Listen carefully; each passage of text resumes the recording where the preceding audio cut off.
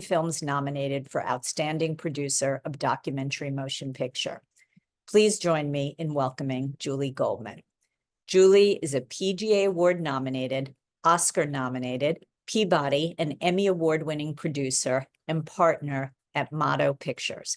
Her credits include executive producer of this year's Oscar-nominated The Eternal Memory and producer of Life Animated, Wiener, and The Velvet Underground.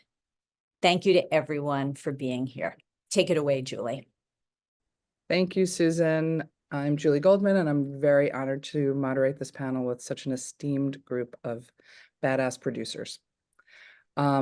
We have here, and in no particular order other than what I have on my screen, 20 Days in Mariupol, produced and directed by Mstyslav Chernov, American Symphony, produced by Lauren Domino, Beyond Utopia, produced by Rachel Cohen, The Disappearance of Shere, Hite, produced and directed by Nicole Newnham, The Mother of All Lies, produced and directed by Asmae Moudir, Smoked Sauna Sisterhood, produced by Marianne Ostrat, Squaring the Circle, The Story of Hipgnosis, produced by Doherty. Welcome, everyone. Really looking forward to this conversation. And it would be wonderful, let's try to mix up that order, but to talk a little bit about the film and just a short description and how this film came to you or you came to this film. Let's start with Nicole. Thanks a lot. It's great to be here with everybody. I read Shere Hite's obituary in 2020, and I sort of immediately was thrown back in time to when I was 12 years old, and I read a copy of the Hite report that I found at my mother's bedside table, and it introduced me to this incredible world of human sexuality, female sexuality in particular. Shere Hite had surveyed anonymously 3,000 women about the most intimate details of their sex lives and revealed them to people. The book was a bombshell, which kind of proved for the first time beyond a doubt that clitoral stimulation was how women orgasm, and that kind of shook the universe. And it made its way to me in Eugene, Oregon at 12 years old. And I thought so much about those women and their experiences throughout the rest of my life, because they were really kind of the only sisterhood that I had of kind of knowing what other women's intimate sexual lives were like. And so when I read her obituary and the headline was Shere Hite, she explained how women orgasm and she was hated for it, I really wanted to know, who was she? Why was she hated for it? What happened to her? And why was she forgotten? And I made my way to NBC News Studios, who were developing a project along those lines, and said, I really want to do that too. And there were a couple of young producers at NBC News Studios, and by young, I just mean they were in their 30s, younger than me, who had read the same obituary and thought, why have I never heard of this person? And gone into the NBC archives and started to find such a huge volume of material that they knew that there was something off, and some reason why she had disappeared. So yeah, that's how I got involved in the project. And that was, years ago now. That archive is extraordinary, and we'll talk about it a little bit more, but really just gorgeous looking as well. I'd like to hear how you got it to sing that way. And speaking of sisterhood, Marianne, can you talk about your film? Hello, such honor to be in this group. I am the first producer from my country to be nominated. Yes, I produced Smoke Sauna Sisterhood, actually with two co-producers, one from France, one from Iceland. And I boarded the project in spring 2019. The director had already been working on it for 3 years, the director Anna Hintz, and it started with a tragic event because the previous producer of the film, Eero Talvistu, had passed away. So yes, the film is about smoke saunas. It's a smoke sauna culture. It's a type of sauna specific to southeastern Estonia. It belongs to the UNESCO World Heritage List of Intangible Heritage. And smoke sauna is it's like a womb. It's a small, dark, black shard sauna, ancient place where women used to give birth, wash the dead, It was the only clean place in the household back in the days. And in this film, women gather in the sauna and share stories, experiences stored in their bodies that they are too ashamed to share elsewhere, and maybe also experience this that the society doesn't want them to share so much. And through this smoke sauna ritual, through this bathing, they support each other and cleanse their soul and body to regain their strength and keep on going in this life. So I had been once to smoke sauna before joining the project, but when in 2016 the director and the previous producer got the very first funding for the film, I read about it from the Estonian Film Institute website, and then I immediately felt like, how is it possible that I am not producing this film? It felt so natural, so close, something that I really, really felt called to do, a film that I would love to bring to life. And then during the following 3 years, I went through a very dark period myself. I literally just fell apart under the pressures of perfectionism, all this conditioning that we are brought up as women, all my expectations and failure to kind of fulfill them. By that time, I was 34. And I just let myself fall apart. And during half a year, I cried a lot and gradually accepted all my imperfections and accepted myself.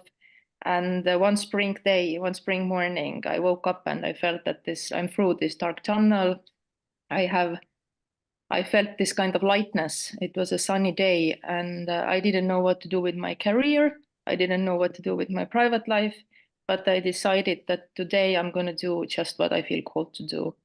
And I felt called to go to a Fridays for Future protest that was taking place quite close to my home. And there I met Anna, the director. We knew each other through common friends, but we hadn't worked together before. So there we protested, sang for a better world. And within a week, Anna called me because she was looking for a new producer for the film.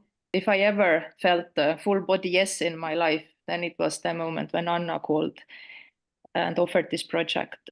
So it was really like meant to be for you. Really, really. If there ever was something in my life that was meant to be, it was this project and this film. Asmae, you obviously were drawn from a personal side to this film because it's very much your story, your family story. Can you talk about it a bit? Yeah, for me it was I started with asking questions. I came back in 2012 from La Famille School from Paris to help my family to move from house to house, and I found this picture that my mother could show me in my whole childhood. The picture damaged by time, we cannot see even the little girl on it, but my mother was saying that was me. So pictures was forbidden in my house because my grandmother thought that the human representation is in Islam was haram, etc., etc. But it was like just a simple photo that I start with to ask the questions how we can invent stories when we don't have any concrete or visual proofs of what has happened. So I start developing the film in the house in 2012, and in 2016 I discovered suddenly in the TV that a big riot took place, that a cemetery will be inaugurated not far from my home. And at that moment I understood that my little family stories were only symptom of other bigger ones. I start asking the same question in the street: where is the pictures, where is the memory about what happened about the bread riots? And I find myself like just that my little lies in the family, the stories grow bigger, close the door, broke the door of the house and exploded and escaped in that street. So that moment was very important for me. I should this idea come to me. I didn't look for it. So I start to ask question, and the camera was very, very hard to bring it to my house. I had my small camera. I start to film in the house, but it was forbidden. So I removed it and I got some microphones in the house. And for 2 years, I just get sound from here and here. I want to create an interaction with my family and to show this mechanism of lies that grew up in the house, but finally not only in the house, in the whole country. I start to ask permit to film in the cemetery, film in the real spaces, and nobody want to give me this permit because the subject was sensitive. I know that it was very hard, so I tried to grow up with this project. In 10 years, I just grew up and being mature and being just remove this fear, because my grandmother tell us that just like walls have ears, don't talk about that, don't talk about. So I decided to bring my characters from this house where walls have ears, and then move to another city 3 hours to create a new walls without ears, just to freedom this just to, I mean, to talk freely about our own past. So we come back to this idea, how if we can just create all the neighborhood and bring it to my characters, because my grandmother was very, very hard to convince. And I menaced her with 3 actresses at the end, just because she said no, yes, no, yes. So I bring 3 actresses and I told her, please, you should choose one. She said, why? I told her that she will be you in my film. She said, but this is my story. I told her, you should to come and tell your story.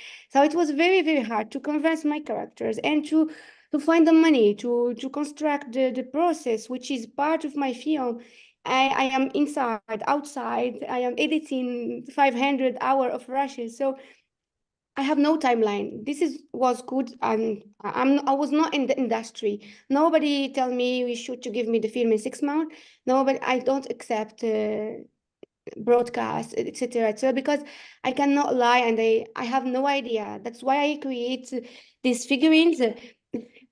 Just to, if somebody of us is not here anymore, the film will exist. And even if I'm not here as a filmmaker, we have this figurine that they can tell the story and finish the story. So it was a big risk also, but I don't regret anything, because today it's very nice what happened with this film and with this story, and the therapy that comes after with me and my family and my neighbors.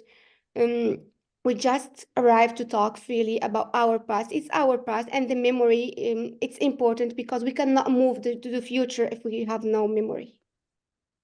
Yes, absolutely. And it's, you know, confronting trauma is one of the deepest challenges, of course. Mstyslav, you're in the midst of trauma in your film throughout. And can you talk about how this film came about?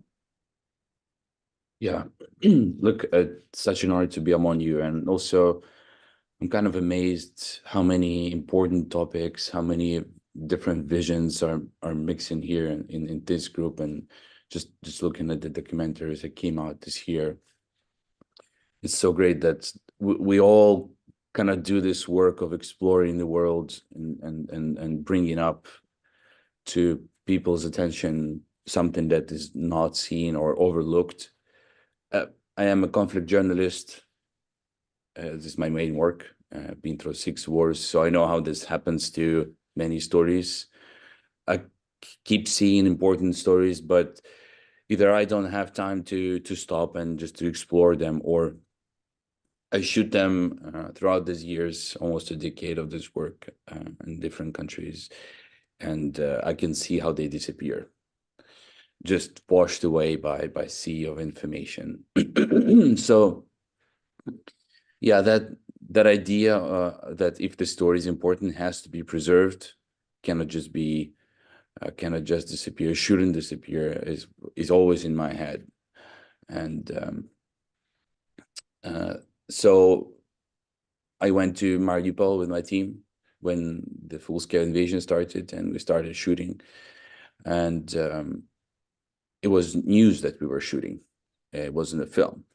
But quite quickly, as Mariupol got surrounded, quite soon, I understood that we are alone who are there. So we are witnessing a unique historical, for my country, for Ukraine, and for the world as well, because it felt like a ground zero of something much bigger than just Russia's invasion. in Ukraine. I felt that this story needs to be told in a more comprehensive, like a longer way as a documentary, because it's so symbolic, because it has to be preserved. So in the several days after the maternity hospital bombing, the images that the world saw just went around, and probably everyone seen them at some point. After that moment, I switched my mind from news recording to making a film. And you can actually see inside the film, when you look at the film, you can see how editing and shooting and just like approach to the material changes, and it becomes, from the news, it becomes a story. But at that point, we were really concerned about just surviving and getting material out. It was about 30 hours in the end. And so there are many challenges. The team is small. I have a photographer, a field producer with me, which is invaluable, absolutely, for work in the field, and me, who's shooting. I'm shooting, and also I'm a director and writer. So the field producer at this point does all the connections with people who we shoot. She tries to keep in contact with them. She follows up. She manages the material which I shoot. So that is something without which we couldn't work, because everything is so intensive. Bombs are falling, there is no lights, there is no, you don't know where to charge batteries. We have almost no space on cards, a lot of challenges. And then we are leaving. Then we are leaving the city. We have to hide everything. So another complication, we have to hide all the materials. We have to hide cards and cameras, and we end up just hiding them in the car, like under the seats, under the cushions. One of the most important cards, which was with us, our field producer put in her tampon and hid that tampon, which is one of the ways of smuggling the footage as well. And yeah, we are lucky to get out. And unfortunately, at the same time, there was Mantas Kridoravic, who's a Lithuanian filmmaker who was in the city, but he was leaving the same road as we did, and he got executed on the Russian checkpoint. So we salvage the material, we get everything out, and we start producing the film almost immediately. We get out. I start speaking with the frontline, a PBS frontline, and they have a partnership with AP. So I connect with an editor, and we start working. It's a very small team. If you look at this, it's a very small team. Again, it's shot by me, directed by me, and almost the whole main production and cut was made, but with just me and one editor, and obviously archivists and some other important people, like producers who overlooked the whole material after that. But It was very intimate. that was it. So there was a lot of just not production challenges, but surviving challenges, I would say. Yeah, that was the main challenge. And then we had a lot of arguments and a lot of search for the right tone for the film, how to make it universal. It's a universal idea of an impact of a war on the civilian population. It's not just about Mariupol. So that was part of the challenge. I have a question. Were you cutting it when you first started as a feature, or at that point was it something shorter? There's a great question. So the first cuts actually are happening right inside Mariupol. When I'm editing, I'm still sending it for news, and I have to be sure something makes out. And therefore, some scenes were pre-cut already inside the city, and it's crazy because something happens, like the bombing happens, you run there, you film it, then you drive to one single spot in a city, you sit under the stairs of a concrete stair. You see that in the film. You sit on the concrete stairs of a looted grocery store just to hide from the bomb that can fall nearby, and you're talking to the editor, and you're like editing at the same time and Great. copying all the material and editing, and you're deciding what to, you have to pick like 1 minute that you can actually upload. So some scenes were pre-edited, and it was a good reference to the editor when she started working on all the material. But when we left, we already started working on the feature. And actually, surprisingly, out of these 30 hours, they kind of, I cannot say they edited themselves into 95 minutes, but it was a very natural, it was kind of natural timing with Val. There wasn't the moment when we thought, oh, let's add something, or this is too long, we have to cut shorter. It was just naturally came into that length. It's actually a light ratio for some documentaries that are 800 hours, and it's like endless edit. So it lends itself. How many, Rachel, can you talk about Beyond Utopia? And I know your director is also an editor, and you can talk about the film, but also those kind of how you got involved, how you found it. Sure. Yeah, so it started when my producing partner Jana Edelbaum read a memoir called Girl 7 Names, and which read both as a thriller but also as sort of a very quiet, thoughtful memoir about dislocation, really, and refugee status and not being able to ever go home. And we had worked with Madeline Gavin as an editor, first on a narrative feature film and then on a documentary. And so we knew her as an editor, but when we saw her first film called City of Joy, we were really blown away. And we started talking to Madeline about exploring this project. And we didn't really know exactly what it was going to be. And it started as a very intimate portrait of Hyun-Seo Lee. And we knew we wanted to have some experiential element, but we really didn't know what that was until we started going to Seoul and meeting the larger defector community there. And we hooked up with a few different people, some of whom are involved in the Underground Railroad. And it wasn't until maybe a year in that we met Pastor Kim and spent maybe 4 months talking to him and getting each other's trust and getting to know each other. Kept calling us Netflix, which was hilarious. And he, and eventually we decided that we could trust each other and that we wanted to make a similar film. And we were invited to embed on the next 2 journeys that he was conducting, which are the journeys in the film. So that took us obviously in a completely new direction than we ever could have conceived or orchestrated in any way. So that's how it came to be. And then we were off. And what was the other question? The film about one. What did you say? What's it about?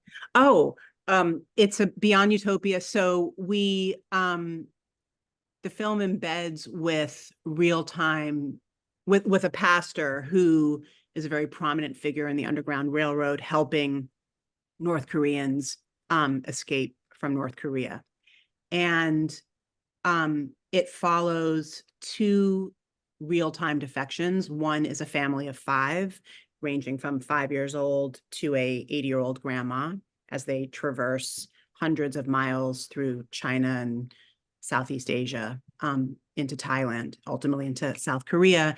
And then the other story is a mom who had defected about a decade ago, and the film follows as she's trying to get her 17-year-old son to join her. And it follows those 2 films, those 2 live defections, and then kind of layered onto that is this sort of what we call the interstitials, where we sort of pull out of the verite stories, and we try to give context for sort of the reality of life in North Korea, the geopolitics of the place, both to inform the audience and give just general context, but also really to inform the characters who are following, who we don't really get a chance to know in any sort of traditional documentary way, because obviously we can't stop and interview them as they're escaping. So we looked at the interstitials as a way to also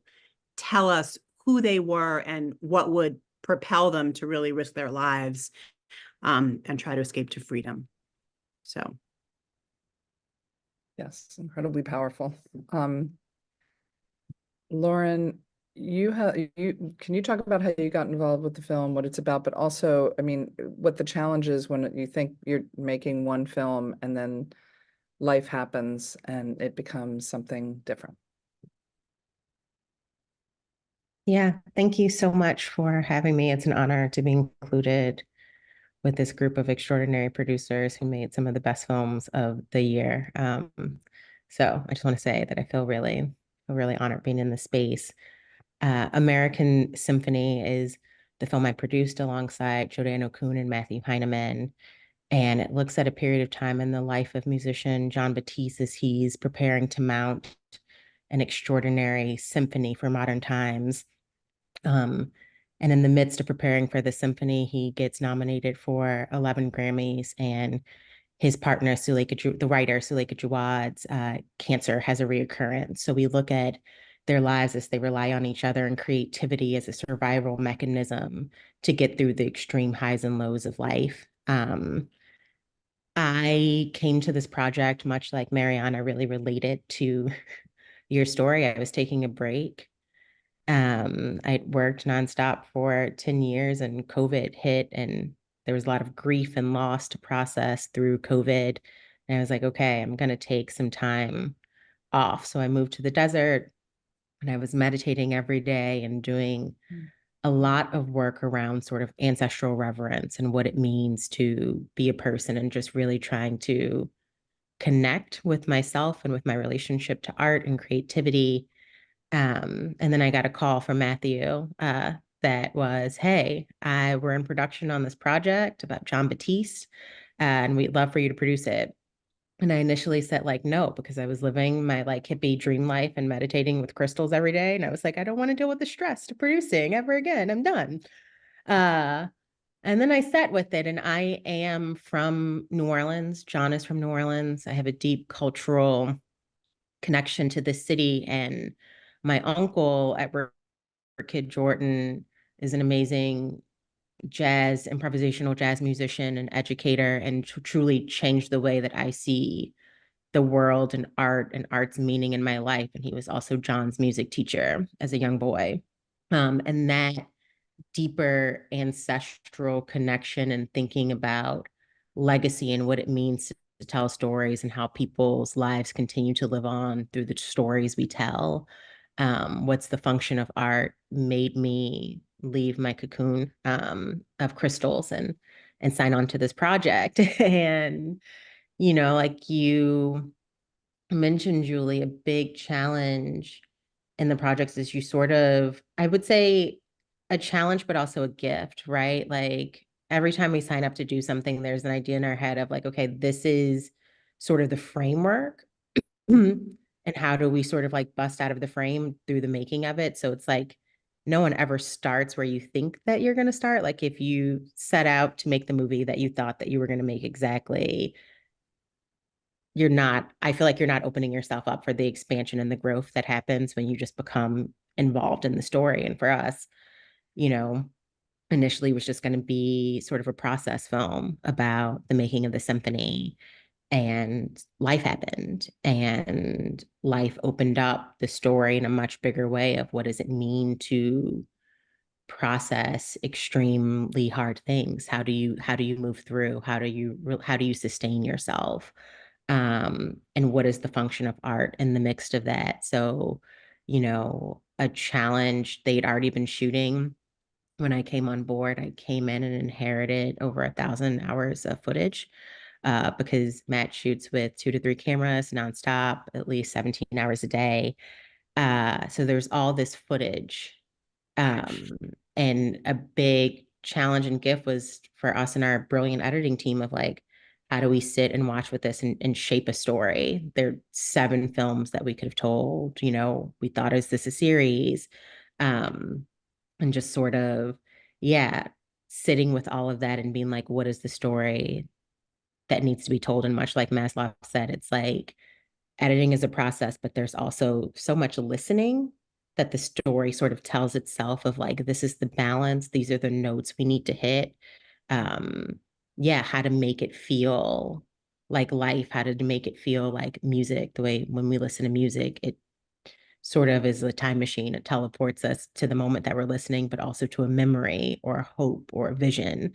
And yeah, that's what we tried to do with American Symphony. And you did. And hopefully you haven't run back to the crystals yet. Not yet. I'm back in, though I have them with me at all times. Jed, you initiated this idea for this film. You were the kind of creative force at the very beginning. Can you talk about that? Firstly, I'd like to say I don't think I've ever felt more of an imposter or a bigger fraud in my whole life, having been here with this incredible group of filmmakers who've made some of the most important films, well, certainly this year and for a long, long time. And our film about album artwork, drugs, and rock and roll, by comparison to what everyone's been talking about, I don't think I've ever felt so much of a fraudster in my life. Our film is about Hipgnosis, the iconic London vinyl album art company, who designed some of the most famous sleeves ever, from Pink Floyd's Dark Side of the Moon, Houses of the Holy, Led Zeppelin, Peter Gabriel. You would recognize pretty much every one of the sleeves that they did. And it's a time capsule set between 1968 and 1981, which is when rock and roll music was at the height of its excess. And this is the story of 2 young guys who met when they were 16 years old. And at the time, because of all the drugs they were taking, I think all the therapy they were doing really affected how they thought visually. And they developed all these weird and wonderful ideas for album sleeves that the bands loved. And they often became like the 5th and 6th member of the band. And it's a very funny, moving, as I say, time capsule about some of the maddest time in rock and roll.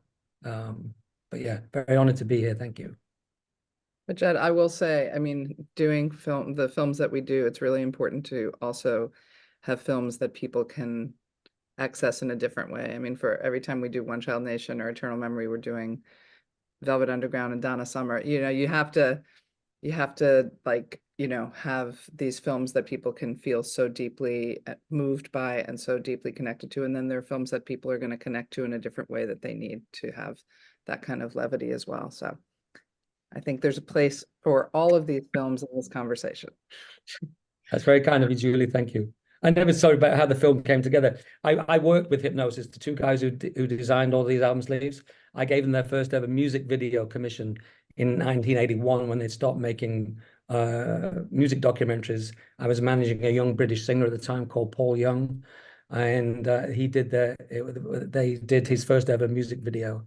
And so I knew them from then. And I jumped to 30 years later. I happened to run into Pose, the only surviving member. I was like, why have you never made a film? And they said, well, we can't find anybody who wants to put money up to make a film about album artwork. I was like, yeah, probably not many people. But I think we could find a way. And the key was attracting the iconic portrait photographer, Anton Corbijn, who's one of the most well-known photographers in the world and the loveliest human being in the world. And the trick was getting him to come on board. And then we were lucky enough to get people to give us enough money to make the film. And my producing partner, Trish Chetty, did 3 years of research, and she did all the interviews in the film. She wrote everything, and it was an incredible team. The editor, Andrew Hume, all came together like that. All shot during COVID, which brought its own challenges for our film, which deals with a lot of, somebody put the other day, elderly gentlemen, to put it politely. So dealing, maybe not so politely, dealing and filming with them during COVID and the restrictions to keep them safe. And that was I think, one of the biggest challenges. But yeah, thank you for your kind words there, Julie. No, I think that it's quite true, and I think we probably all feel similarly that, you know, you need to have those differences in nuance in the films that we watch. Wanted to talk a little bit. I know we have like incredible challenges in every film, but Nicole, the archive, just because that becomes such an important conversation that we all have about how we can access archive, how we incorporate archive, but how the hell we license archive. You know, all of those, you had this extraordinary material, also how we create a look with it that feels very distinct, and you were wonderfully successful with that. If you could just talk about that for a moment.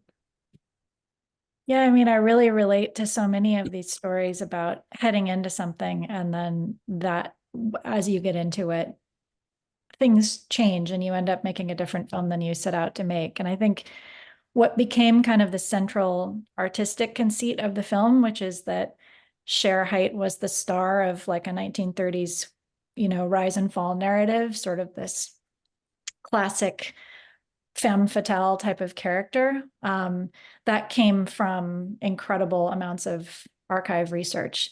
When we started the project, we felt very distant from her. We were very intrigued by her. We really didn't feel like we knew her very well. We were reaching out to a lot of well-known people, and a lot of them actually didn't want to talk about her. She had written an autobiography, which is great, but you know, kind of the way someone tells their story, you really want to get under the hood of that. And she had given her archival material, and there was enormous amounts of it, to the Schlesinger Library at Harvard, but it was COVID and we couldn't get into the library, and they hadn't cataloged the material yet. And so we hired a Harvard student, Alejandro Duarte, who was brilliant. And while he was in his senior year at Harvard, he was going in, you know, hours every week and taking pictures with his phone of materials and sending them to us. And a lot of her words were handwritten. And what we realized is that she had been kind of writing her life story since she was very young. And she had been writing it in like the height of emotional experiences that she was having, where she was navigating, you know, patriarchy in her early days as a student at Columbia, or as a nude model, all of these things. And that gave us the idea that we could really bring her voice to life. But there were literally, you know, thousands of pages of kind of handwritten, sometimes typewritten, just sheets of paper, kind of completely unorganized. Like sometimes, you know, they'd be across like a 15 or 20-year span, kind of in a pile. And so it took, and then there was lots of videotapes. She had collected a lot of videotapes, but we wouldn't know where they were. There'd be like, you know, 30 clips from TV appearances on some VHS tape with no indication of where it was. So it just became this like ongoing kind of 2.5-year long kind of deep dive into the archive. And then we reached out to I think 250 people, you know, who we would find clues in the archival material, knew her, to talk about her. And then we started finding those people had a lot of archival material, because this theme of her kind of self-creation of her own image and who she was as this kind of, you know, the star in her own mind of her own story, really started to kind of rise up in her writings. But also she had all these collaborations with friends and lovers who were taking photographs of her, that she was sort of directing herself, you know. So we started to feel like we really knew how she wanted to be seen. And but you know, I think I experienced this with my previous film Crip Camp too. When you're going into archival material of a story that has been marginalized and forgotten and suppressed, which was the overall, you know, point of the story, you are by its very nature, you know, you're kind of having to do a lot of extra work to try to find things. And we had this one moment where we had almost, you know, we had a cut of the film, and we thought we knew who she was, and we thought we knew what it was, and we got this footage in from Canada that hadn't been, you know, they needed to to digitize a copy for us because it had never been shown. And this material arrived, and there Shere Hite was, you know, in her basement apartment with her dog, in the middle of creating her surveys, with this like kooky yellow shirt on, and she was kind of in the full heady throes of her project. And it just really felt so distant from the kind of caricature of her that we encountered when we were first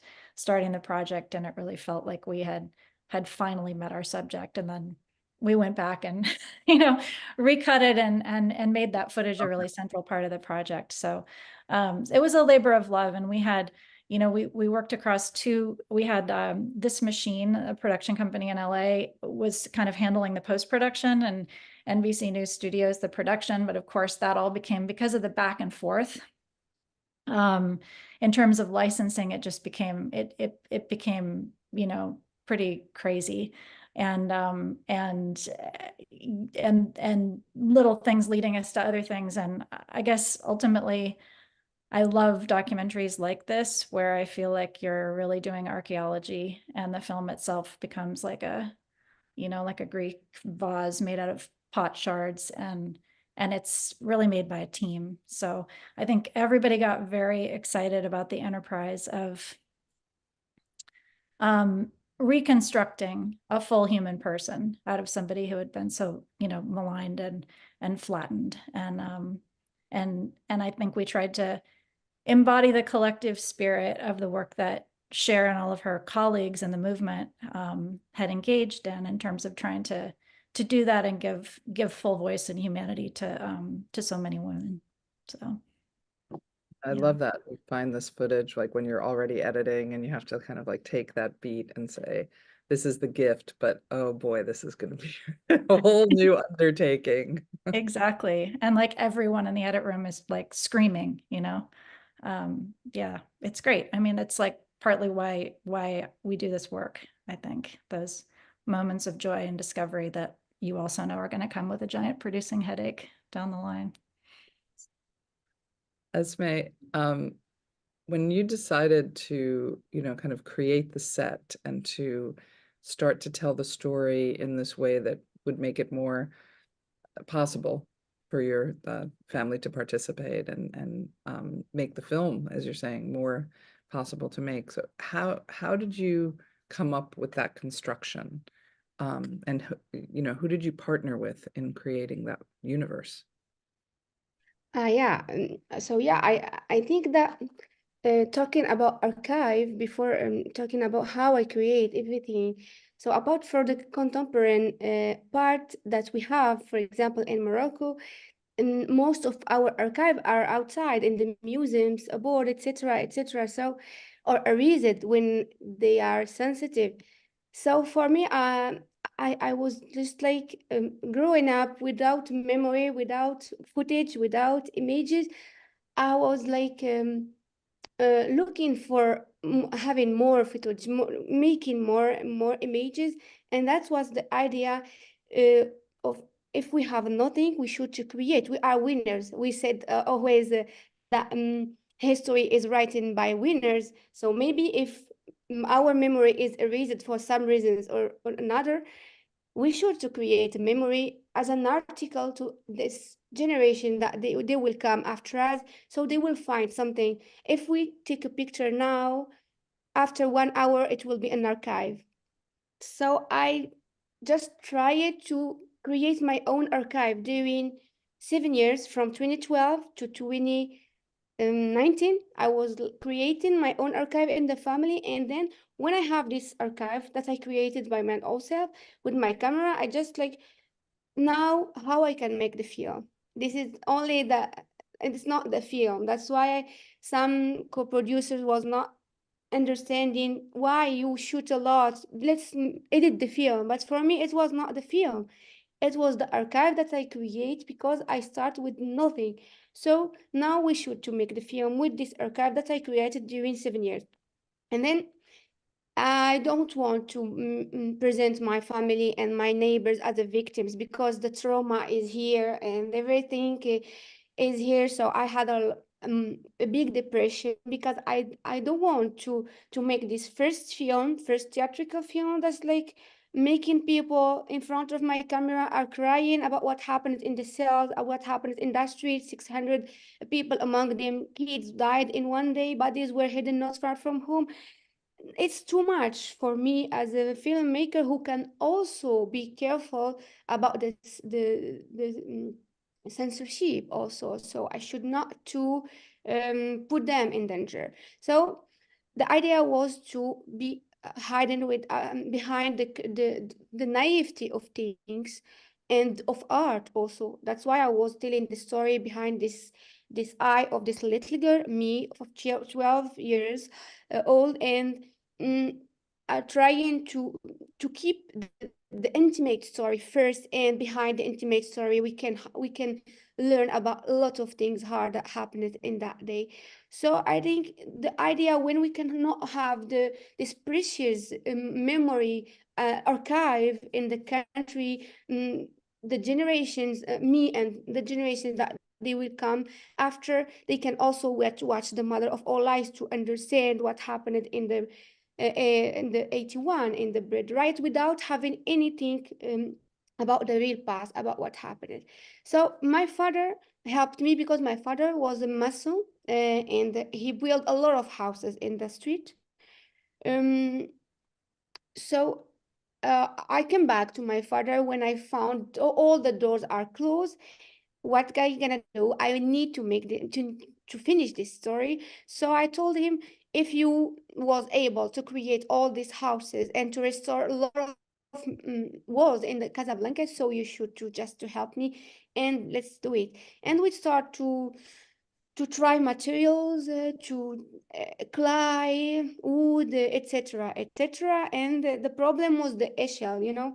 And sometimes we create heads bigger than the window, and because we are not professional, so we call people from another city to help us to create things.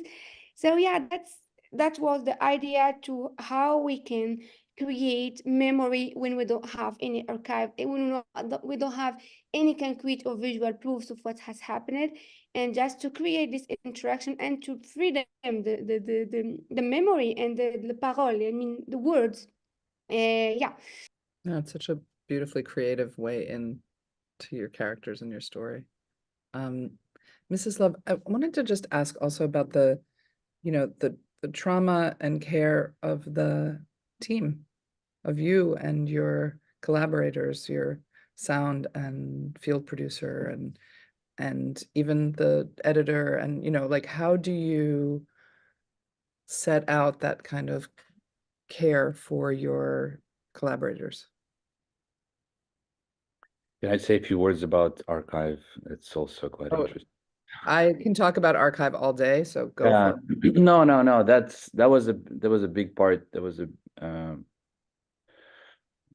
an interesting search because we set out on a very specific type of storytelling, which is as raw as possible, as close to a real experience as possible. So to just like bring the audience in how is that to be trapped? How does that feel to be in danger every second? But you still need to bring in some context, right? Some kind of explanation. What does it mean on the larger scale? Where's what's happening around the city? How does the events inside the city influence a bigger picture, the whole Ukraine? So we needed to find a creative way to frame the archival footage, to frame the context into this very personal experience that we still wanted to feel like. And that search, continued for a while, and we did find two devices for that. One device for that was the news sequences that we use creatively to achieve several goals. One is to address the theme of the film, one of the theme of the film, which is fake news and misinterpretation, misinformation, and impact of journalism, or more like a lack of impact of journalism on the world.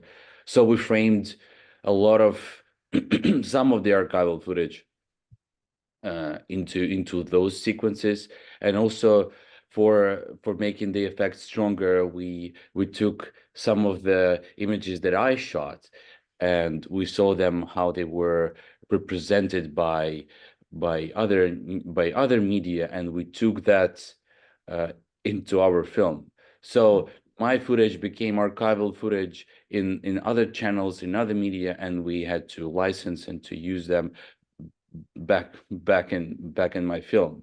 The footage made a full circle, and it's kind of interesting to see how the footage you shoot becomes what it becomes in hands of other people, and how does it transforms into quite a different type of media you shoot. And then there were two moments in the film which again are there for various reasons. The first reason is when the film is split into acts to make the experience more cinematic, let's say,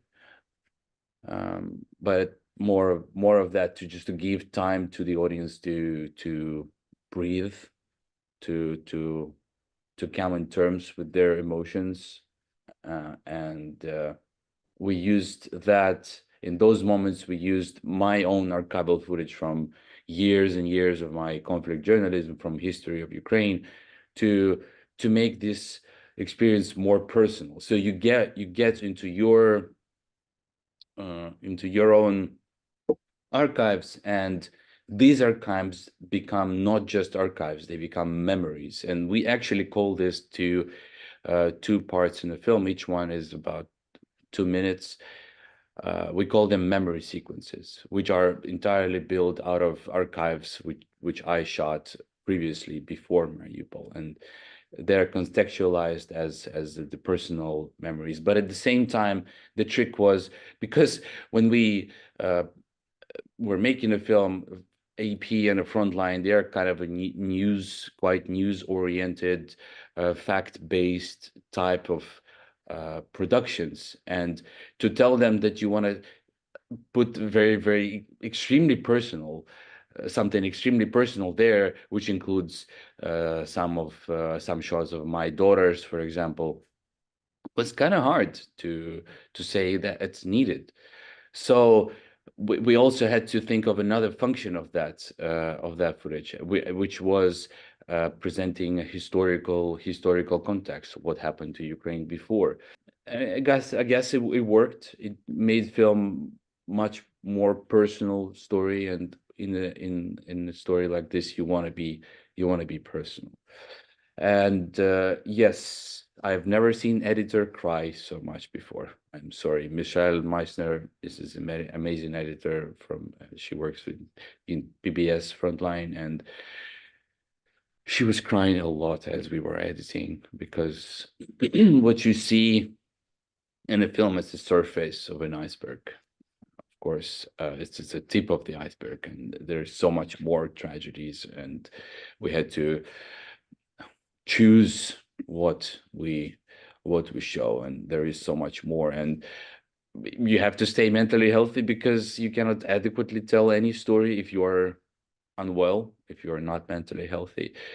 And there was a moment for me as well when I was in Kharkiv, my hometown, which was heavily bombed, and we were editing over Zoom. So I've spent half of the day shooting something, going to a neighborhood where I grew up and seeing all these people killed by bombs, and coming back to Zoom calls with editor, going through the Mariupol footage. And I was mentally collapsing, and it was not easy for her to. Fortunately, the team that was with me in Mariupol didn't work on a film, so they were doing their own projects, and they could take some time to rest. But for us, it was after the shoot, they were able to kind of have some space and decompress. But frankly speaking, none of us had a lot of time to rest, because Ukraine, the war was unfolding, and again, the editing process was happening in the middle of other events that were unfolding, and everything was violent, and it was just, it was very hard, probably sometimes even harder than actual shooting, because when you shoot, you think about only shooting. yeah, it just distracts you, but then you keep processing everything. And then you have to also take care of people who you filmed, right? You have to come back to them. You have to make sure that production of the film, and when the film comes out, will not traumatize them. You have to take care of a whole another level of problems with making sure that these families are taken care of, that they are aware of what is happening with with the story. And yeah, that's another producer's work that took a lot of time and just human kind of care, not a cinematic work, but just a human care. Was that your field producer mostly who did all Yes, a lot of that was done by a field producer, and yeah, it's such an important work. I cannot say this is and we are in contact with almost all of the people you see in a film right now, and it just made us like one family in a way. Rachel, were you in kind of a similar circumstance of trying to, take care of the subjects and to, make sure that, they were also undergoing something that was dangerous, and then entering into a world that was like another planet? So, I mean, we didn't even meet the Rowe family until we were in a safe house in Laos with them. So we were really at a distance, and it was happening in real time. And there wasn't a lot of attention to the emotion of it. It was truly felt like urgent life and death. So it was really much more about the logistics and the pragmatics. And we only went where Pastor Kim said we could go. Much of it was shot. He films part of what he does is he helps people defect. He also tries to get information in and out of North Korea. So a lot of our archival was, some of it we licensed, some of it was from human rights organizations, satellite footage of the gulags like that we had to clear. But a lot of it was just filmed by ordinary North Koreans who will never know or see or hear of, that, put cameras in their sleeves or their collars or paper bags, and it gets smuggled out. And by the time when we met the Rowe family, they had already been through China, which is really the most terrifying part, because in China, they will repatriate people back to North Korea. China will. It wasn't, and then Soyeon was extremely emotionally devastating, and we got very attached to her throughout the filming, and to this day.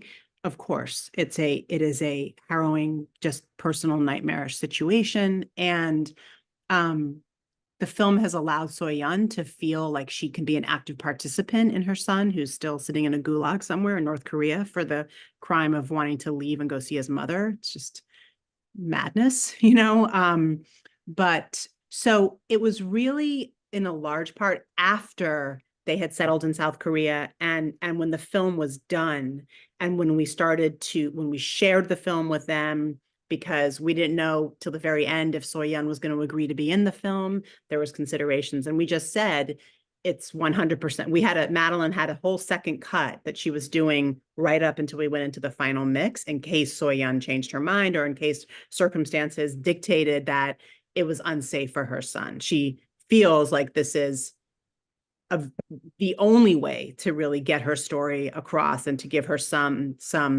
life. And it was sort of later that the emotion of it came through, and that we were grappling with it and got extremely close. But in the moment, it was much more sort of logistically and how to get from point A to point B sort of on the ground. But then when you premiered the film and you had people come to, yeah, it was a clash of worlds. But so in Sundance, when we premiered, the family was there, and Soyeon was there, and Pastor Kim was there, and it was so layered on the Rowe family has had a very happy story. Their world has expanded. My world has expanded. The filmmaking team, like our whole world has expanded through getting to know these people. But yeah, that was obviously emotional on a multitude of levels and continues to be every time they premiere it. I mean, so. Yeah. And Marianne, you have really, you create not your own archive, but your own interstitials, and you have the way that you film this, the way that you respect the bodies of the subjects as part of this canvas of filmmaking. As a creative producer, were you very involved in that kind of visual design of the film, and then the kind of exteriors when you leave and you take that breath and you're in nature? Just curious if you could talk about that a little. No, actually, I was not involved in developing the visual language. I was, when we started out with Anna, well, Anna comes from this, the director from the smoke sauna culture. So it's really a story told from inside out. We didn't go there as explorers. What was clear to both of us was that our highest authority will be the actual smoke sauna experience. And we tried the attempt, or the intention, creative intention, was to use the medium of cinema to bring this experience to the audience, that they are in the sauna with these women, break the fourth wall, and so on. And also for me, it was clear that it was all about trusting the director, trusting the cinematographer, trusting the unfolding of the process. And also my sort of third pillar was that we will be living this sisterhood. I'm also in some scenes myself. Anna is in the sauna with the women. She also shares her story. And but what comes to this visual treatment, I was not involved. My let's say contribution was full trust towards Anna and our cinematographer Ants Tammik, who by the way is a man. I had the principle that once they go to the sauna with the women, I do not interfere. It's their responsibility to make sure that they are healthy. I was always there at the shootings. I was bringing mineral water behind the sauna door, but I never interrupted when I felt that it's maybe taking too long, or are the women okay? It was everyone's personal responsibility to make sure that they are well. Also, Anna didn't convince anyone to be in the film. She presented her approach and the level of honesty and that she's after, and then it was everyone's free decision whether or not they want to be there. And yes, so we had agreed that, or we knew that most of the women don't want to show their faces. For me, it was a strength that it becomes like a portrait of the woman with a capital V. And whereas some financiers in the early stages saw that as a weakness of the project, I never countered that problem when finding additional financing for the film. It was in a way I thought, or how I argumented is that it's going to make it even more accessible to the audience. Any woman can or anyone who identifies as, or anyone who is born into the female body can relate even better by this. But there was one woman who wanted to show her face, apart from Kadi Kivilo, who is the witness, the woman whom we see throughout the film with the face, and this was Elsa. And then it was also that we can't deny her willingness to show her face. And that gave me the understanding. Then I understood that when a woman owns her experiences and what she's been through in life, then she's free from the shame, and then she has no concerns of showing her face. There are women who actually regret not showing their face. Times have really changed. I'm very happy for that.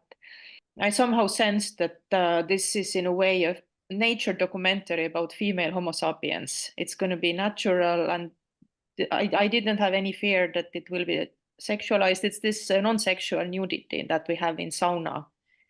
Did the women travel to the premieres? And like, I know it was at Sundance, or in Estonia. Yes.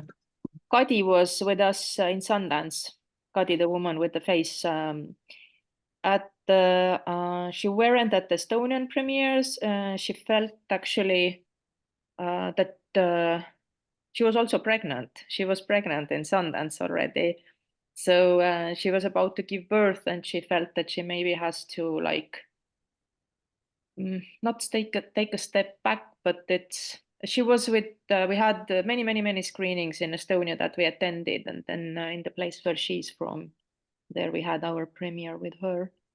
But we are in touch, and it's our sisterhood is the biggest supporters of ours in a way. It's really, I see Smoke Sauna Sisterhood not only as a film, but as a movement of radical self-acceptance. I think you're gonna have a lot of people traveling to Estonia, a lot of women traveling to Estonia to take part in seeing the film. Let's go. Lauren, you are, such a renowned creative producer. Can you talk a little bit about that experience with this film and, that aspect of the experience making the film, the kind of creative input and partnership that you had, and also about the premiere of the film and having the subjects there? Yeah. Thank you. I wouldn't say that I'm renowned, but I'm gonna take it from you and receive that. Yeah, so as a creative producer, it's like my job is to work with the director to help them go as deep as they can possibly go. Like I'm like, sometimes we're operating on the surface, and my job is to challenge and work with them to hit the lava to the point that we're like, okay, how is everything that we're doing grounded in a level of like an emotion? So there's the actual narrative story that we're telling, but what is the emotional story that we're telling? And yeah, the way that that looks is constant like conversation and challenging and opening up a personal aspect of your life of like, sometimes if there's like a block and we're only at the surface, it's like, okay, well, what's that about? Right? What are we afraid to hit? A personal philosophy that I have is that like cinema is healing, but the healing starts with the people making the work. So my job as a creative producer is sort of to hold the space to let the healing happen and then let that transfer into the film. So it's hard to sort of, quantify it into words and steps. It's a lot, again, that's where the hippie crystal thing comes in. It's a lot of like hippie crystal feelings. Like, what is this? What is the emotion that's arising when we look at this scene that's cut? Like, what is the challenge in us that we're afraid to talk about as we watch this, as it's hitting us, right? Like, how are we having difficult conversations, and through those difficult conversations, letting the story respond? How are we creating space just to be in silence and listen? So that is a bit of my approach, and that's what I did with this project. And, really spending time with like our entire team and asking questions, right? We would do institute things where we're like, okay, well, let's just like talk about what movies do we like, right? What draws us to cinema? What music are we listening to? How does music feel when you listen to it? How do we translate, if we're making a film about music, how does it feel the same, right? Like when we edit, what does it mean to listen? Like I had our editors do exercise where it's just like, just close your eyes. And they're like, I'm an editor. The whole point of making a visual medium is to use my eyes. And they're like, yeah, but what does it feel like when we just listen, right? And how do we like edit from that space? So it's like a lot of my work is sort of challenging set notions to help us go deeper.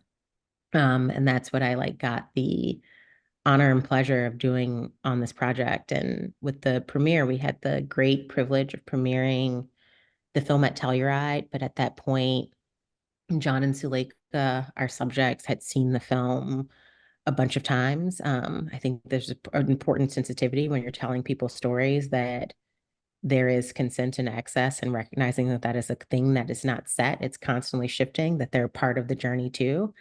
And a big plus for us is that they are artists.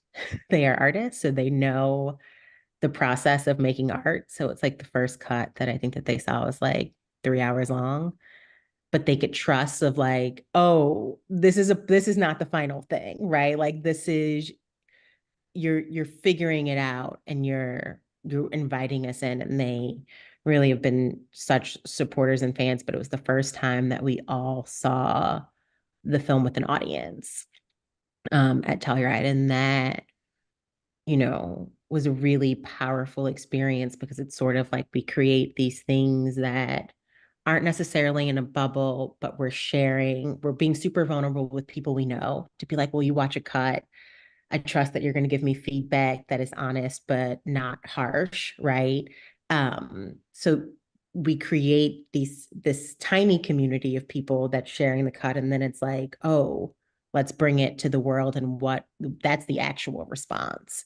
And it was really powerful to see people be emotionally moved and think about their own experiences with illness and with art, and to be able to share that. So it became a thing of like, the holding of the space doesn't just stop when you're making the film, right? Then you get to sit with audiences and you get to bear witness to people being like, wow, I had cancer and I've been in remission, but I've like created these walls to not think or talk about it. And then I saw this movie and now I need to talk about it. And it is an extreme privilege as a person to be able to hold space and then be the witness. So yeah, it's really powerful to be a witness and to listen. And I think that's like, I think a lot about 20 days, and like even in your film, The Eternal Memory, of like what it means to hold space for people and witness them at highs and lows. And if we can learn to do that as people, the world will be better, right? The not interjecting, but just being like, okay, I understand your story because I've like laid witness to it. Yeah. Was it interesting to see John and Suleika see it through other people's eyes in that way at that premiere? I always find that fascinating to watch the subjects experience it through an audience in a different way. Yeah, it was really beautiful, because it's like they know that their story is important, and they also, it's important to recognize that this is a moment in their lives and not the fullness of their lives. Like we get a glimpse.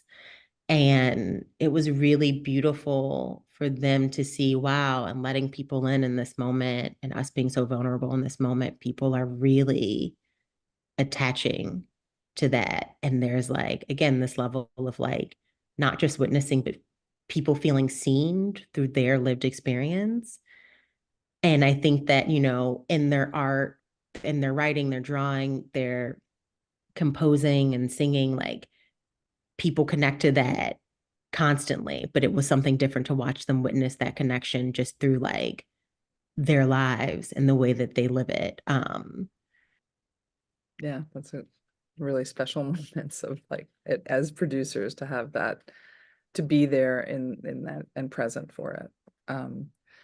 Jed, speaking of music, you had some pretty incredible reunions in your film of people who kind of notoriously don't like to engage with one another. You also had to deal, like you said, during COVID with, you know, folks who are a little older, and also artists who may not they may have certain lens that they tell their story through, and it's hard to break them out of that. Can you just talk about those things with your experience with this film? Well, Trish, my producing partner, I'd say, who did 3 years of research before we ever, shot one interview, was brilliant at getting all these iconic rock artists to talk about something they don't normally talk about. Normally, they talk about their music. And as you say, they've rehearsed those answers 1,000 times because they've been asked it 1,000 times. But it was the first time I think they'd ever been asked about their artwork. So it really loosened up. She did a great job of loosening them up, getting funny stories out of them, pushing them a little bit. And so I've got to credit her. She did a wonderful job of doing that. In terms of, yes, this is the first, I'm told, the first film that Roger Waters and David Gilmour and Nick Mason from Pink Floyd have been in since they split up. We didn't obviously shoot them in the same room, and that was partly because of COVID and COVID restrictions. And Roger lives in the US, and David lives in the south of England, and Nick lives in the east of England. And Robert and Jimmy from Led Zeppelin, I think, had only been in one other thing together. And it was great getting Paul McCartney, who doesn't normally do things if they're not about his music or projects that he's got going. But because well, twofold. He was very fond of Poe, who's the remaining remaining person who started Hipgnosis, of a lot of the stuff that he did with him. And we were very lucky to get one of our other producers on our film is Trish and I's partner, the British actor Colin Firth, had met Paul McCartney on a plane about 2 years before we shot the film. And Paul McCartney persuaded him to do something for a charity for Paul. So Trish kept saying to me after we'd shot everybody else, the cream on the cake is Paul McCartney. We've got to get Paul McCartney. I was like, there's zero chance of getting Paul McCartney. But I spoke to his manager and he's like, Jed, there's no chance. If it's not about a project he's got going now. And Colin was like, actually, I'll write him a note. And he wrote him a handwritten note. And a week later, McCartney agreed to do the film. So everybody was contributing to get it to get everyone to do it. And Noel Gallagher from Oasis, who's probably the youngest contributor in there, does a great job in my view of contextualizing the album artwork from the 60s and 70s. He talks a lot about his daughter coming to stay with him, and he comes home late from work and he says, oh, I'm sorry I'm late home from work. I've been at a meeting about the artwork for the album. And she goes, oh, artwork, what's that? And he goes, oh, it's the sleeve of the album. A sleeve? What are you talking about? And he goes, the only way he could think about it, he says, on your iPhone, and he says, yeah, and you see that little picture in the corner? Yeah, so that's the album artwork. And she goes, they have a meeting about that. And so he did a brilliant job of bringing it into the modern day. But we were very lucky to get them all. It was funny. I remember the day that Robert Plant turned up to be interviewed, and he came in, hey, Jed, how you doing? Because I'd met him before. How many other geriatrics have you got in here today? He said, as Peter Gabriel walked out of the studio. And it was very funny. And on that particular day, talking about COVID, on the day that they were both there, I never told them this. So if they ever see this, I might get a letter from their lawyer. But we had a hair and makeup person turn up, just in case anybody wanted it. And we had Robert and Peter Gabriel over here, and on the other side of the studio, the hair and makeup person come in. We made everybody test, and we had those instant tests, and the hair and makeup person tested positive, just as she was about to do hair and makeup for Robert Plant. And thank God we managed to intercept it, because we could have got into a lot of trouble. But it was brilliant bringing them all together. No, I think you'll get a thank you from their lawyers for testing and for intercepting. One of the biggest challenges was dealing with the lawyers and the managers and the record companies and the publishing companies.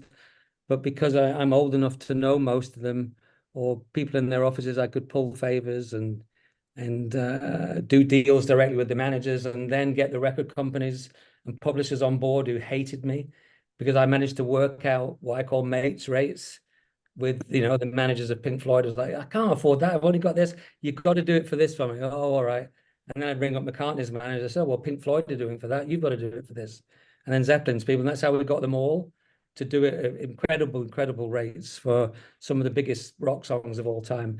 And then when they would tell their publishers or the record companies, they would ring me up and be really upset that I'd gone directly to them. And I was like, I know them. Why would I not do it? And So, it was the word non-precedential used constantly by everybody? no, we just did favored nations for everybody. And there was non-presidential, but yes, of course. Sorry, never to be done again. And Exactly. no, we were very Till the lucky. next one. We were very lucky. It's very sad. It's always so Well satisfying. done, yeah. What's that? Sorry, Rachel? Just well done, of course. Oh, well, we I all just know love these that calls. the corporations are, why are you going around us? Why aren't you letting us gouge you? Exactly. And Anytime again, anybody here wants music for their next film, you're going to be getting a call, Jed. I'd be happy to. And what I've learned is we're based in London. We make our films out of London. And you guys who are US-based producers, you get a hard time trying to clear your music. Whereas we go, oh, we're just little old England.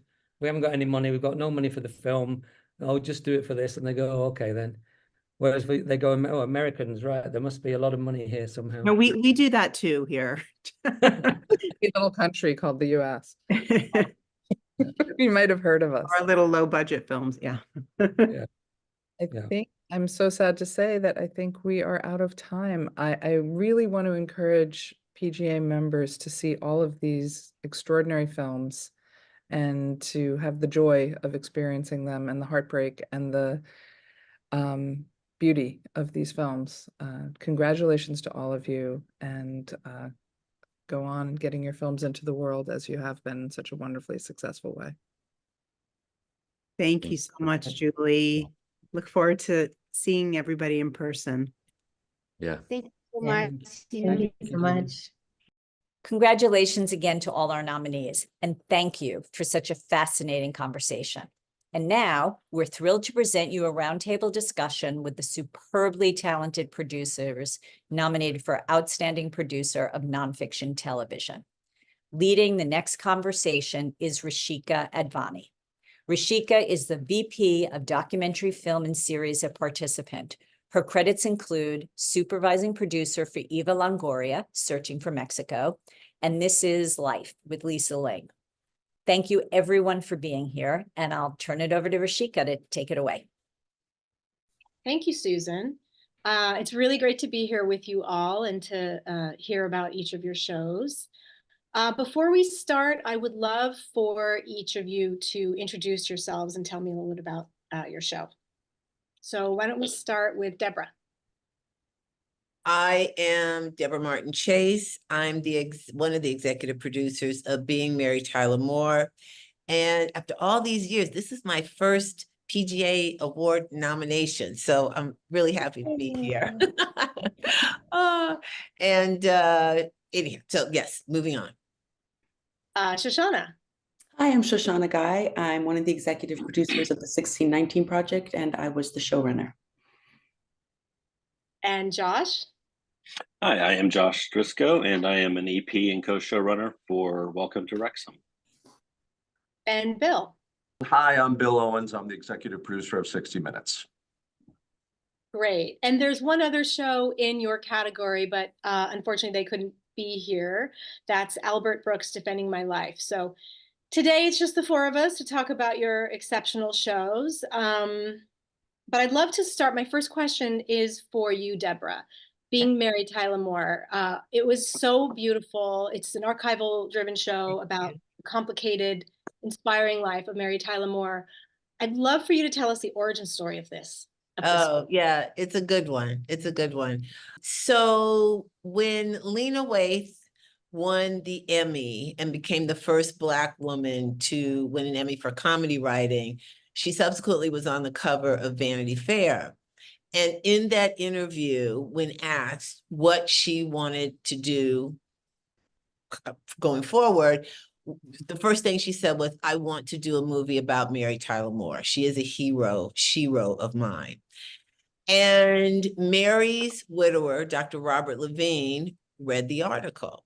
And needless to say, he had been approached many, many times over the years people wanting to do something about Mary. But he thought that the fact that a Black queer woman from the South Side of Chicago, in her moment of her greatest power, coming off of this historical Emmy, the thing that she wanted to do most was a movie about Mary, that was really interesting and intriguing, and that Mary would have been very interested in that. So they met.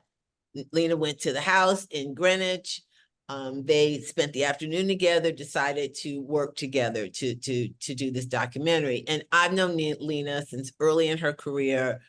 We worked on a few things together, and she came to me and she asked me to join her because she studied Mary in college. I experienced Mary and the impact of the Mary Tyler Moore show in real time. You know, as I was growing up, it was a huge influence on me, and she knew that.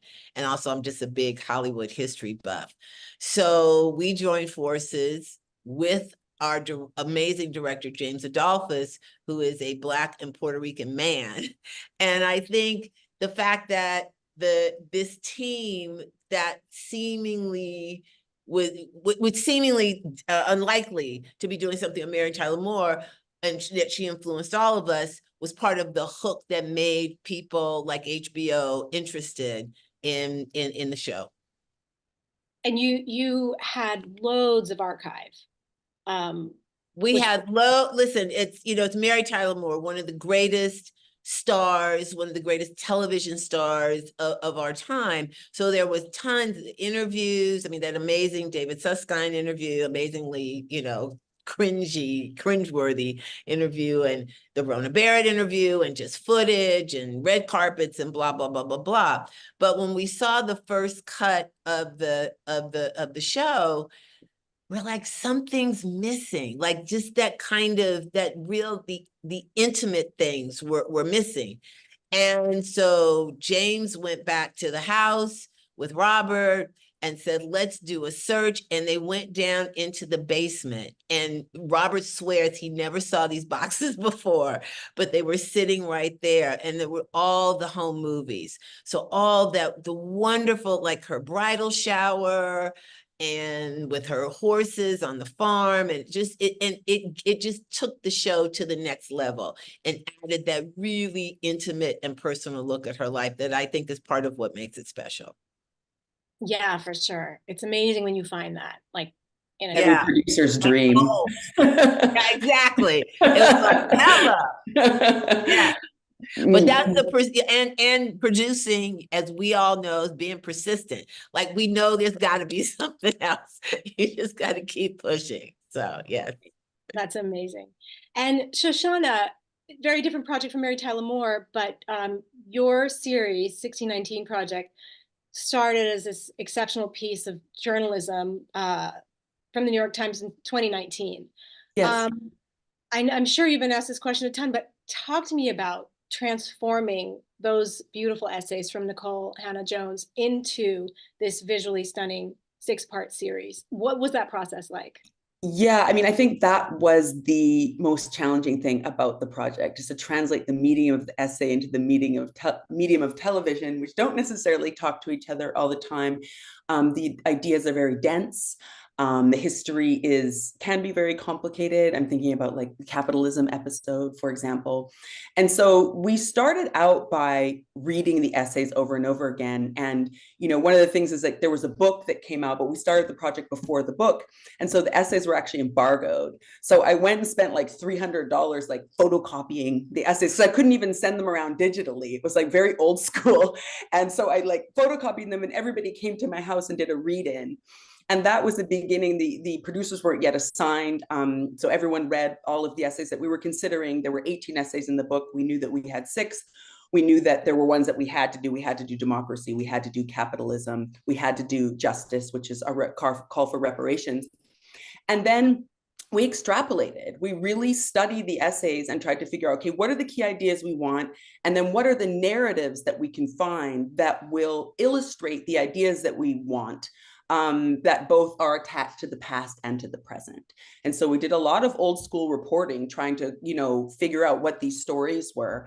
And, some of them we thought would work, and then we had to dump them and move on to something else. And then we just had a wonderful director of photography. Between him and the producers and directors, just really sat and figured out what are the visuals that we can use. We called up a lot of, Black photography and art as inspiration, iconic photography and art as inspiration for the shooting. So that's how that was the translation process. And I think, we must have rewritten that capitalism episode, I don't know, 40 times. As when it gets to the old school, Columbia University put everything on recipe cards, you're in a challenging position, but yeah, we were pleased with the outcome. Yeah, and Nicole was she's our guide, but it was also such a personal story for her. I wonder if that was intentional. Did she expect to really be so much part of this series?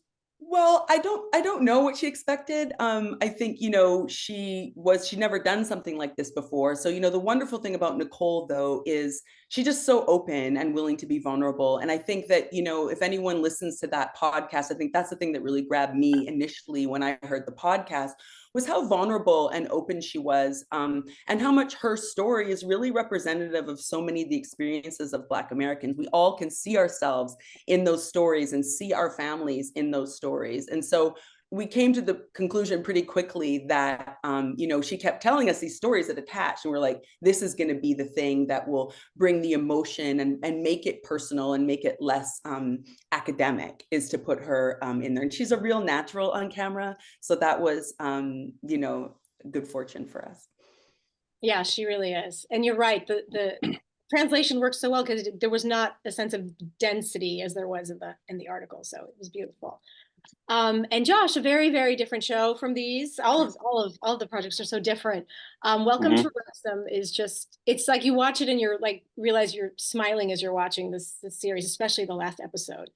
The show itself, there's like so many layers to story. There's the business of it. There's the football team and the competition element. And then there are these personal stories. And you started off there as an editor, right? And then now you're one of the EPs. I'm just curious, like how you balance those storylines and how things were sort of playing out in real time. Just, I know that's sort of a broad question, but talk to me a little bit about that. Yeah, no. You know, the football obviously plays out in very real time, and that just sort of, it gives us the drama on its own. That's not something that we really have to search out and find. And but the personal stories really evolve over the time that our crew is there, and they're embedded there, the UK crew, and have been there for going on 4 years now. And there's just a lot of trust that we have with the locals, and that was always what we wanted. It's very interesting because anytime somebody does talk about the show to me, or they know I work on it, it's always the personal stories that they say they like more. They almost never comment on the football. It's the people, it's like the stories like with Millie and Albie, the autistic children, the Gresford, the history of that disaster. And, you know, we just try to do those stories justice and honor them and make sure we tell them the right way.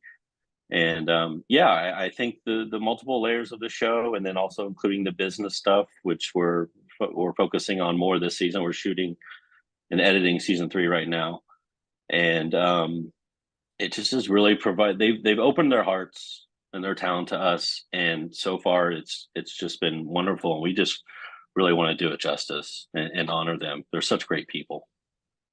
Yeah. And I'm sure people ask you this a lot, but the effect of the show on that town, have you seen, because you've been on it since the beginning, have you seen the transformation? Oh yeah. There's, in fact, some of our upcoming stories, people are opening restaurants.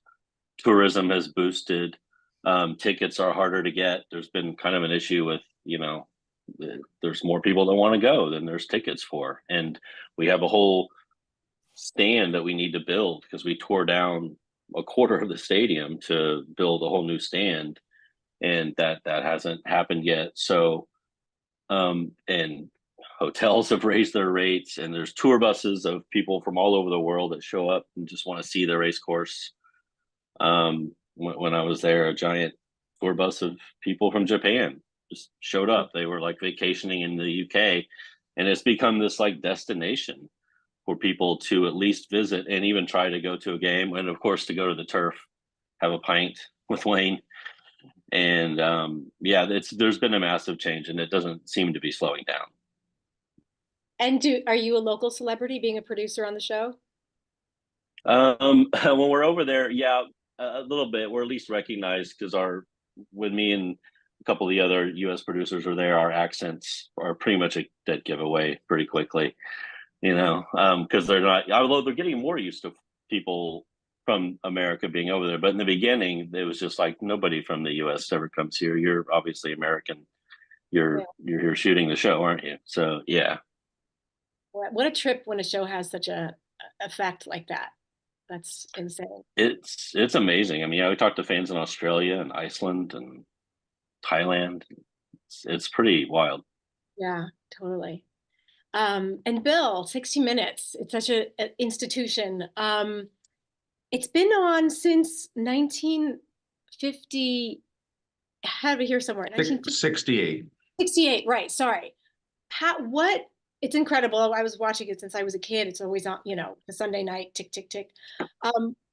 how do you think your show has sustained all these years and continues to be incredibly relevant?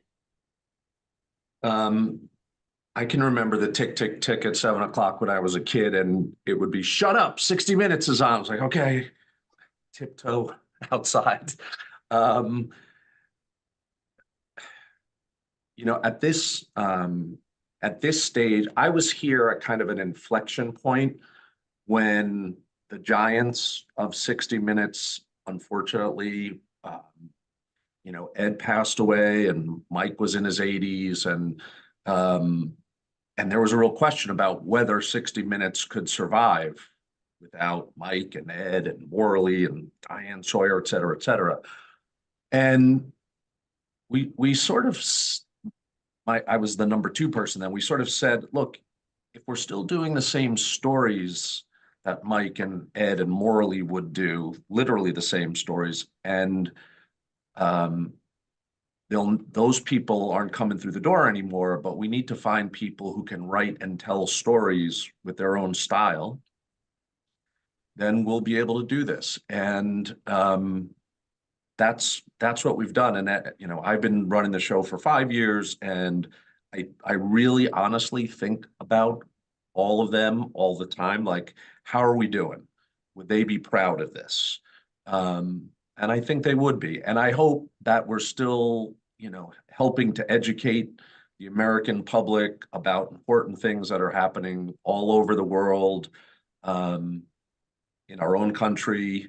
That's sort of been, you know, that's 60 Minutes 101, but it's also entertaining. Like, I just came out of a screening, doing a profile this weekend of Cillian Murphy, the guy who's up for the Academy Award in Oppenheimer.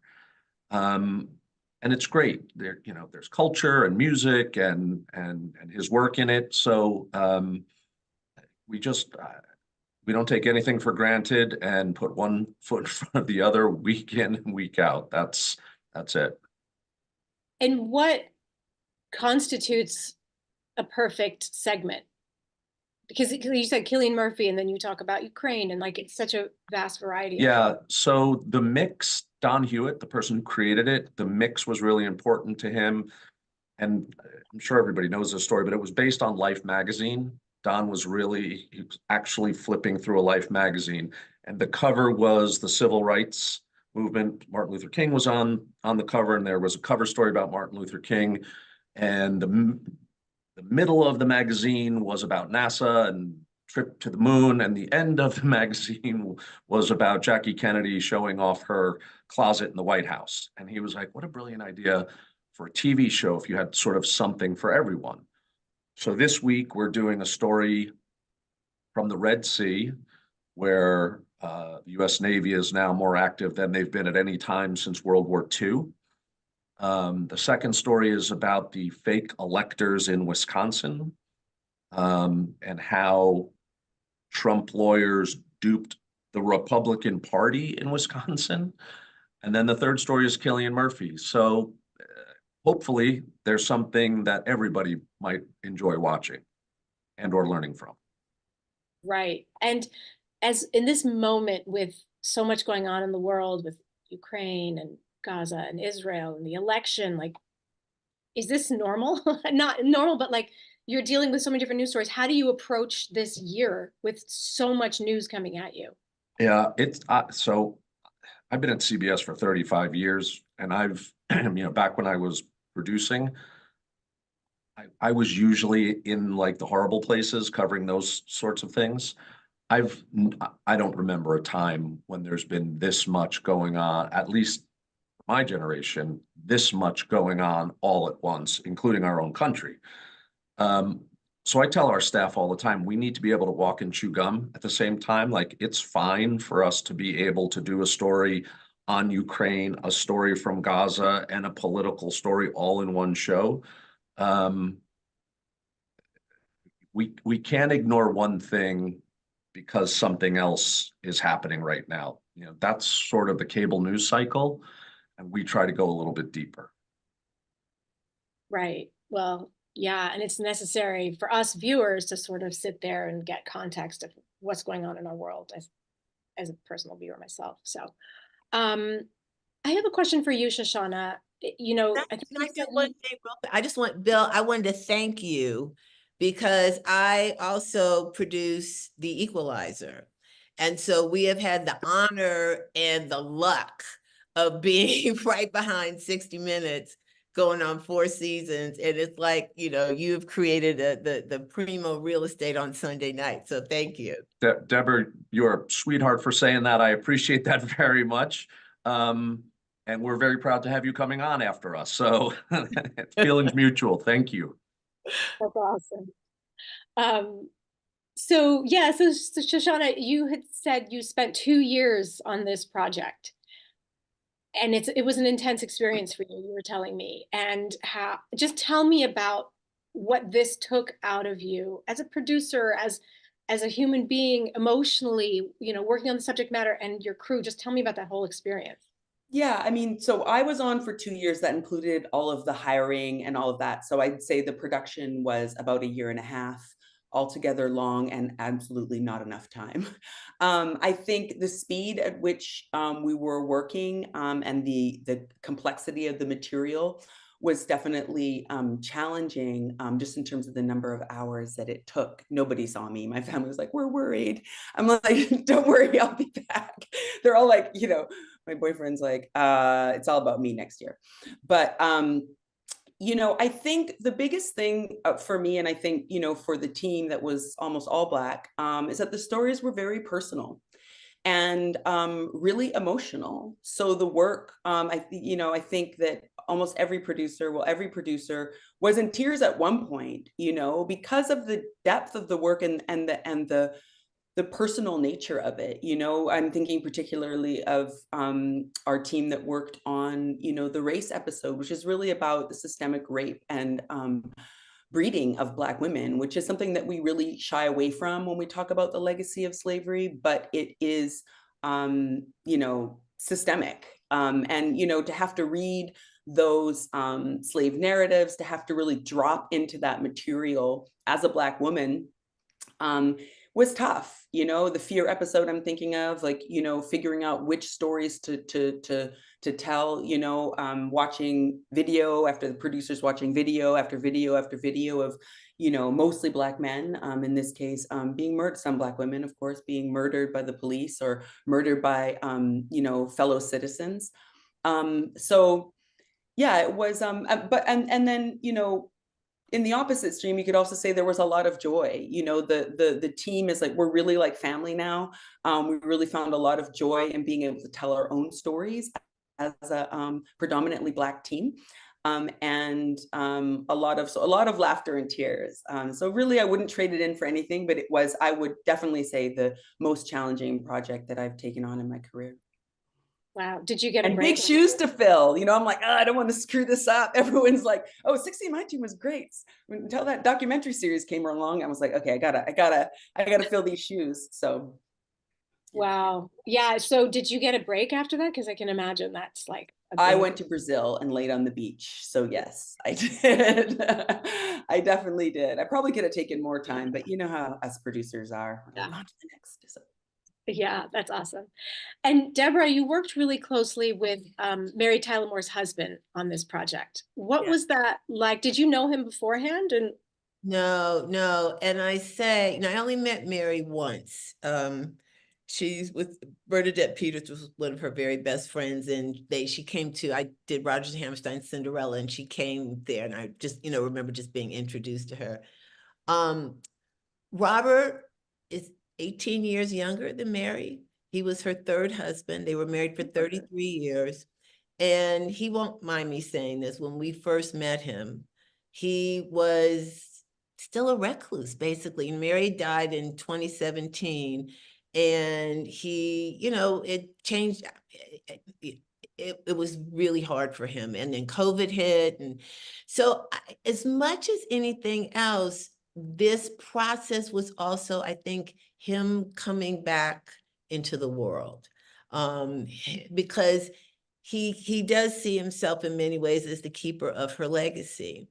And I know that we have done a good job in making sure that the totality of her legacy is documented and will be remembered and, you know, and handed down for generations that didn't grow up watching the Mary Tyler Moore Show, that didn't really, you know, may have heard the name, but didn't understand, because, you know, really all women, and I mean, she had such a profound impact on our culture, on women's role in our culture, in how we see ourselves. I mean, you know, the Dick Van Dyke Show, she's the first woman to wear pants on TV. That was liberating in its own way. And she was very much a partner for Dick, unlike, you know, what a lot of the other wives and mothers were during that time period on television.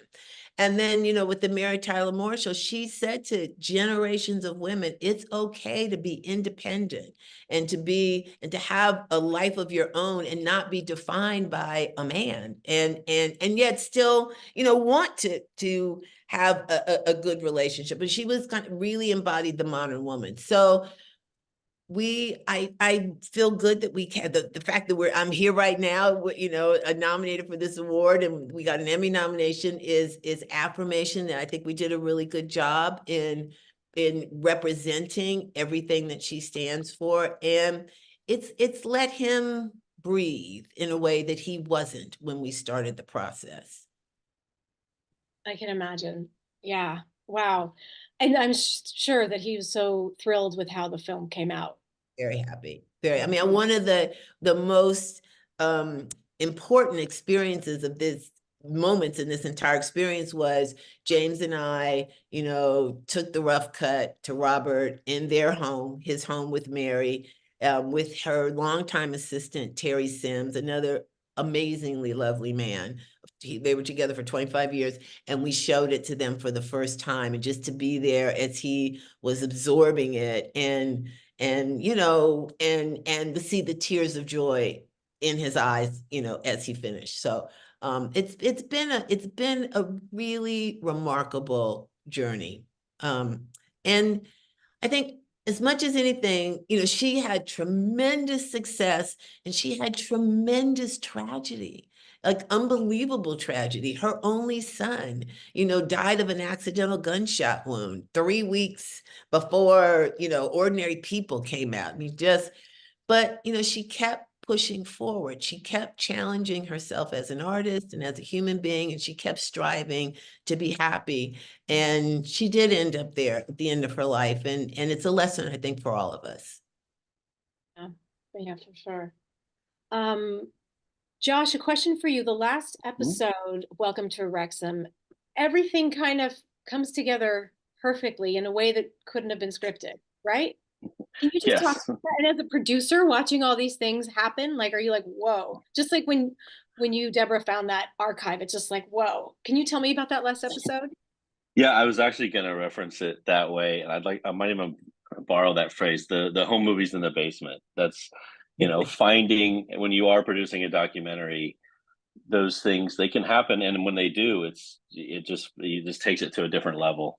And that was them actually getting promoted, that final game, the drama, getting the perspective from all the people, the townspeople, the players. It did all just sort of work out as if it was scripted.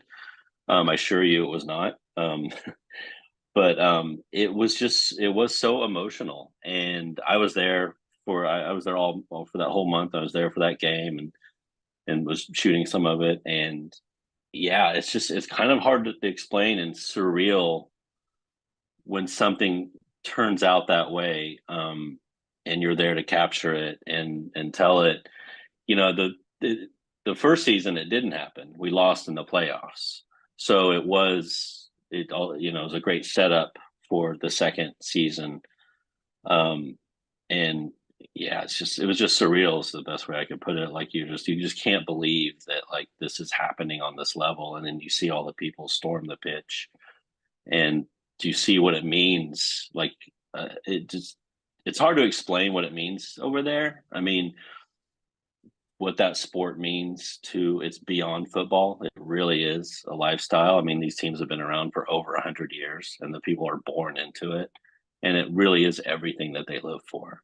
And it's a beautiful thing to watch. It's a joy to work on for sure. Yeah. Can you say anything about this upcoming season or what the plans are? Yeah, so it was just released that we are gonna premiere in April 18th instead of September like last year. So we will actually premiere 2 weeks before the football season is over. So that there isn't such a big gap. One thing we were just kind of, I mean, it wasn't a terrible thing, but like last season, the promotion happened in April and then the show premiered in September, and we were like, it's still really good, but we just felt like, let's try to keep some momentum going from the season and into the show. So it's a little bit more real time. It's more challenging to sort of to let stories wrap up, and to have narratives really have closure, which we're able to do, but it's definitely more challenging, and it's a little bit more of a fast and furious pace. But I think it's going to work out really well. And yeah, like I said, we're following the town, the businesses, and seeing even more impact that's happening, and watching the town grow. And we're checking in with people who've been there for their whole lives and have jobs like the taxi cab drivers and things like that. And just really continuing to branch out and just find those stories in the town. And I think I think it's working out very well. Yeah, for sure. Bill, I have a question for you, and we kind of talked about this the other day, but do you have a favorite episode or segment? How many segments have you worked on for 60 Minutes? Thousands, I bet. Yeah, we do 100 stories a year. So I've been at 60 Minutes for basically half of my time at CBS News. So yeah, probably 1,000. But it was much more fun when I was actually a producer and not a boss. Why is that? Well, because nobody gets into journalism to be a boss. It's just not the work, really. I mean, it's nice that I can help people and, mentor people and, hopefully make their stories better by working with them. 60 Minutes has always really been a collaboration. So I'm not complaining, kind of. But a favorite episode, it's difficult. I was very, very proud of what we did in 2008 during the financial crisis, because nobody had a sense of what actually was happening in real time. And, Lehman Brothers goes under, like something that had never happened. People are worried about runs on banks. I mean, there was a real sense of uncertainty. And we did a story that week on credit default swaps, which were the synthetic derivative that was really the poison that underpinned all of these mortgages, and explained to people how it happened, why it happened, what a short was, all of these things that if you had come into my office a year before that and said, I wanted to do a story about synthetic derivatives, I would have said, get out of here. That's not a TV story. But it helped people understand what had happened, what was happening, and what was likely not to happen. And then we kind of covered it the same way we are covering, Ukraine or the pandemic, other big stories. So I wouldn't be able to pick just one story or one show per se, but that's one that I'm proud of. And as far as sort of the pop culture segments that you do, I know, like I just watched the Pink one recently, and are there any in that space that you particularly enjoyed or were more unexpected? So at the same time that I was named executive producer, Paul McCartney finally said yes to 60 Minutes. And I was like, okay, I'm going to go do that story. You guys watch the shop, I'm going to go.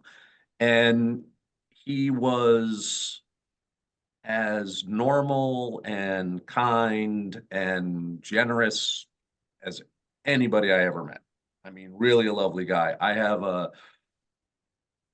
5 older sisters, and my oldest sister still to this day jokes with her husband and grown children. I'd leave you all if Paul McCartney looked at me twice.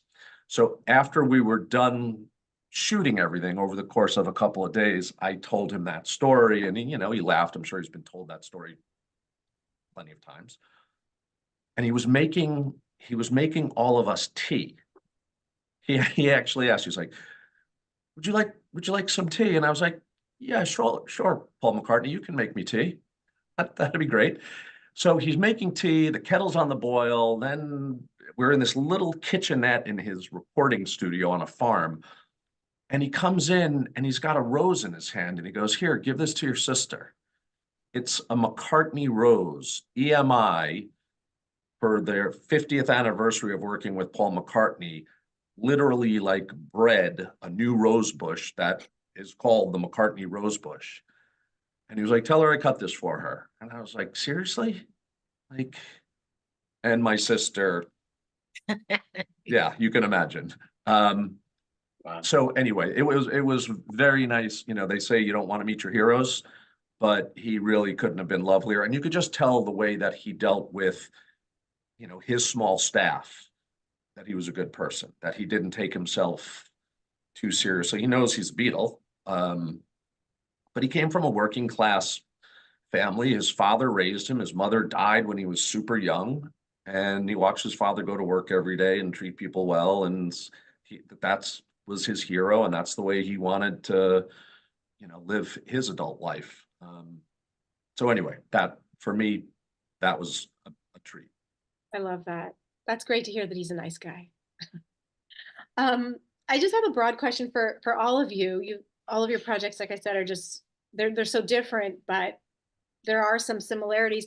Is there anything that you would hope the viewer takes away from watching your show? You put your blood, sweat, and tears and your time into these beautiful shows. What are you hoping the audience takes away from watching it? I mean, I throw this out to any of you. For me, I think that, I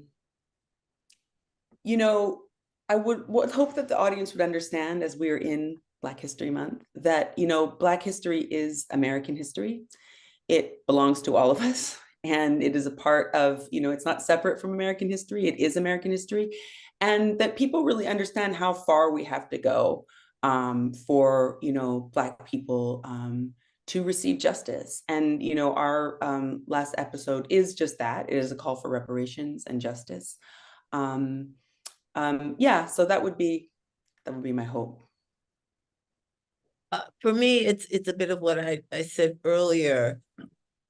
Mary had a life that was really full, and she just continued to reach for happiness, to challenge herself as an artist, to give, to she was the face of diabetes for our society, which she suffered from for most of her life, and ultimately died of complications from diabetes. And it just that life is not perfect, but if you hang on and you believe and you keep pushing forward, you can make a great life, which is what she ultimately did, and change the lives of others along the way.